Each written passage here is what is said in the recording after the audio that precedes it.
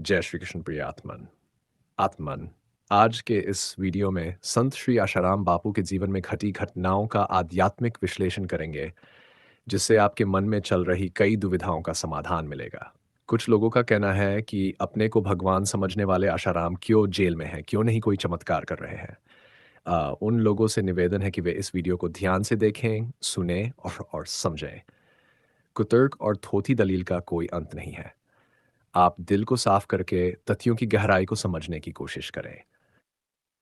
आत्मन, पहले हम लोग ये जान लेते हैं कि एक आत्मज्ञानी भक्त का जीवन कैसा होता है। उसके जीवन में क्या चमत्कार होते हैं और किस तरह के चमत्कार होते हैं।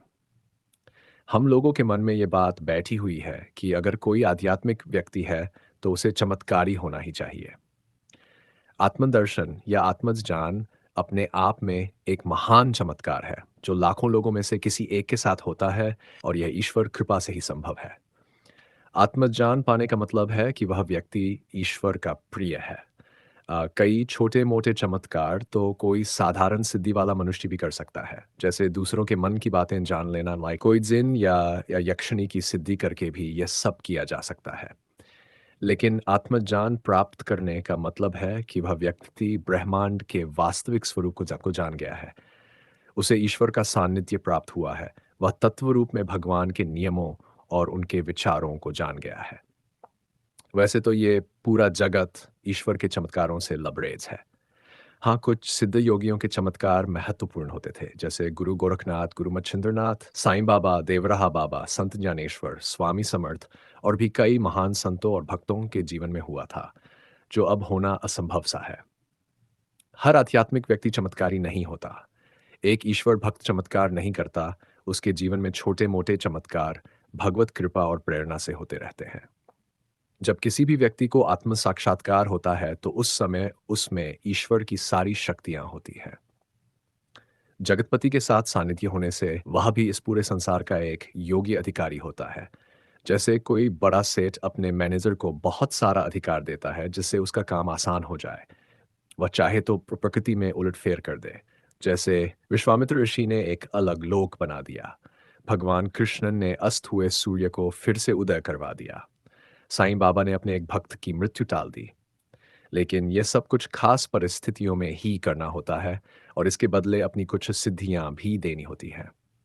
जैसे श्री कृष्ण ने सूर्य को फिर से उदय करने के लिए अपने अंदर की समता का वास्ता दिया। उन्होंने कहा, हे सूर्यदेव, अगर मैंने अर्जुन और दुर्योधन में कोई भेद नहीं किया हो, तो आप फिर से उदय हो जाएं।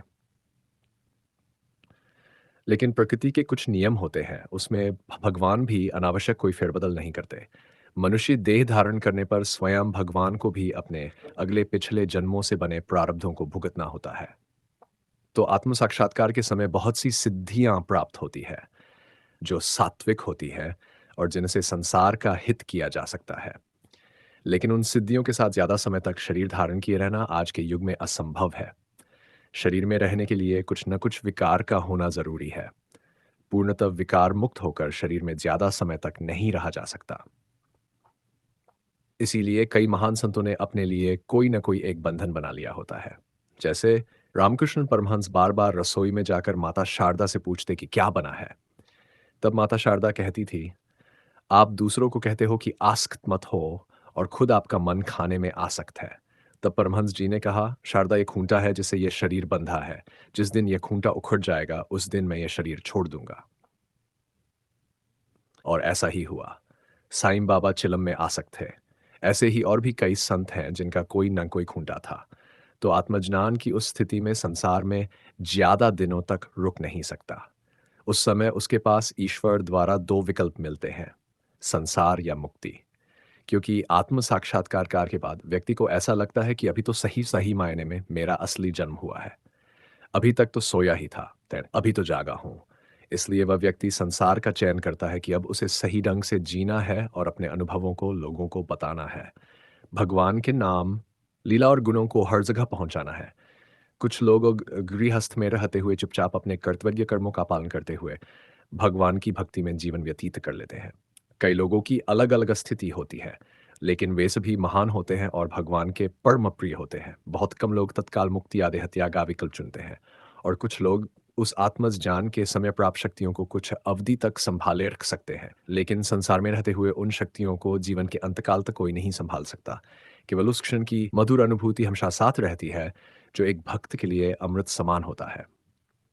और अंत समय में भगवान स्वयं दर्शन देकर उसका कल्याण करते हैं। ये बात भगवत गीता में भगवान श्री कृष्ण ने स्वयं कही भी है। शास्त्रों में आत्मदर्शन या प्रभु दर्शन को सबसे बड़ी उपलब्धि माना गया है, जो मानव जन्म में ही संभव है। लाखों अश्वमेध यज्ञों के फल के बराबर फल एक आत्मज्ञानी को मिलता है। आत्मज्ञान पाना ईश्वर की बड़ी कृपा से ही संभव होता है, और इस जगत में आत्मज्ञान प्राप्त करना ही परम पुरुषार्थ है। तो एक आम आदमी किसी आत्मज्ञानी को उनके बाहरी आचरण से नहीं पहचान सकता। उन्हें वही पहचानेगा जिसने ईश्वर दर्शन या आत्मदर्शनी अनुभूति को प्राप्त किया होगा।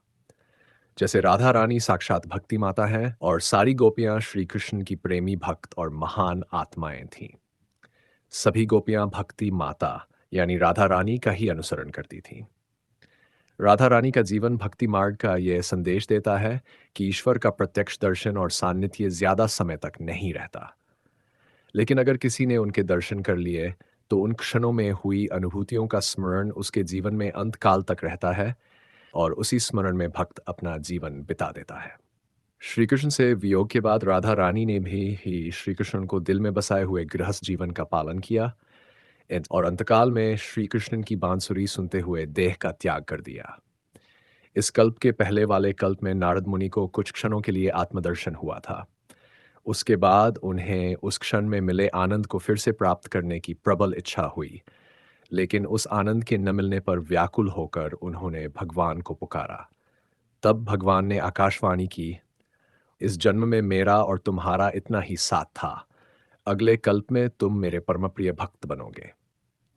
तब नारद मुनि उन्हीं क्षणों की स्मृति में उस कल्प के अंत की प्रतीक्षा करने लगे। मुझे स्वयं गायत्री मंत्र के सतत जाप से आत्मज्ञान हुआ। आत्मज्ञान होने के बाद भी मैं किसी से उस अनुभव को बता नहीं रहा था। मुझे ऐसा लगता था कि मैंने जो अनुभव किया है, वह इस संसार से एकदम विपरीत है। अगर ये बातें लोगों को बताऊंगा तो लोग मुझे पागल ही समझेंगे। लेकिन इसके सालों बाद मैंने बापूजी से दीक्षा ली और सत्संग में जाना आरंभ किया। तो मुझे जो अनुभूति हुई थी, उसकी पुष्टि हुई। आत्मज्ञान में अनुभव हुए एक-एक मर्म की बातें, जो शास्त्रों में भी उतने विस्तार से नहीं बताई गई है, वह सब गुरुजी के मुख से सुनकर मन को शांति प्राप्त हुई, और एक बेचैनी भी हुई कि दोबारा एक बार फिर से वही अनुभव और आनंद मिले। ये बात जब मैंने अपने पास के एक चाचा जी को बताई, तो उन्होंने कहा, यह असंभव सा है, क्योंकि अब तक ये अनुभव दोबारा शायद ही किसी को हुआ होगा। मैं जब सत्संग में जाता तो शरीर से गुरुजी के नज़दीक कभी नहीं गया, लेकिन आत्मा से काफ़ी करीब था। दूर रहकर भी मेरे मन में आए प्रश्नों को गुरुजी जान जाते थे, और उसका उत्तर भी मुझे मिल जाता था। तो मेरे अनुभव में संत श्री आशाराम बापू एक महान आत्मज्ञानी संत हैं। उनके जीवन में घटी घटनाएं ईश्वर की किस लीला का भाग हैं, ये मैं भी नहीं जानता। कुछ लोगों का कहना है कि बड़ा भगवान बनते थे, अब क्या हुआ? तो उन्हें यह बता देना चाहता हूं कि बापू ने अपने आप को कभी भी भगवान नहीं बताया, बल्कि भगवान की भक्ति करने और उनसे मिलने की युक्ति बताते रहे हैं। भगवान के गुणों का वर्णन करते थे और अब भी करते हैं। वे एक गुरु पद पर है, जो गुरु भक्तों के लिए भगवान के समकक्ष है। और मानव शरीर धारण करने पर इस शरीर के कुछ नियम होते हैं, जिन्हें भगवान को भी पालन करना ही पड़ता है। नहीं तो भगवान श्री कृष्ण सर्वशक्तिमान थे। वे चाहते तो कुछ ही क्षणों में महाभारत का पूरा खेल समाप्त कर सकते थे, लेकिन उन्होंने कहीं भी कोई चमत्कार करके कुछ नहीं किया। सब कुछ करके दिखाया क्योंकि उन्हें समाज को एक शिक्षा देनी थी। बापूजी जो भी है, जहां भी है, वहां भी वे अपनी आत्मस्ति में है, और वहां इस संसार के झमेलों से हटकर आत्मचिंतन और प्रभु के प्रेम में है। दुख की बात तो उनके भक्तों के लिए है, जो उनके सानिध्य और मार्गदर्शन से वंचित हो रहे हैं। गुरु मच्छिंद्रनाथ और गुरु गोरखनाथ की कहानी तो आप सबको मालूम ही होगी। अगर नहीं हो तो इस विषय पर इसी चैनल पर एक वीडियो है, जिसका लिंक डिस्क्रिप्शन बॉक्स में मिल जाएगा। आप उसे भी देख सकते हैं। इस संबंध में आप अपने विचार कमेंट में अवश्य बताइएगा, और वीडियो को लाइक और शेयर करते हुए चैनल को सब्सक्राइब भी अवश्य कर लीजिएगा। धन्यवाद।